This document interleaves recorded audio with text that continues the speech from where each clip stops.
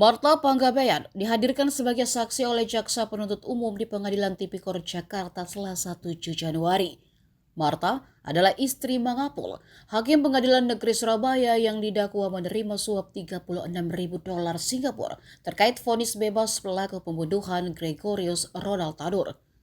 Wanita asal Medan itu mengungkap jika suaminya Mangapul sempat menangis setelah ditangkap kejaksaan. Mangapul juga mengatakan jika jiwanya tidak tenang ketika menerima uang tersebut.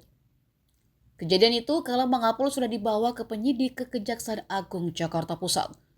Setelah apartemen mereka di Surabaya digeledah kejaksaan pada Oktober 2024. Mangapul kemudian meminta istrinya untuk menyerahkan uang dolar yang disimpan dalam tas hitam ke Jaksa Agung Muda Bidang Pidana Khusus. Mangapul, satu dari 3 hakim yang didakwa menerima suap senilai 4,6 miliar rupiah untuk membebaskan Ronald Tanur dari dakwaan jaksa.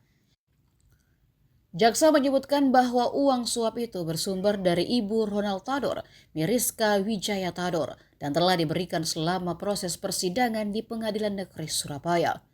Ketiga hakim itu kemudian menjatuhkan putusan bebas terhadap Ronald Tanur.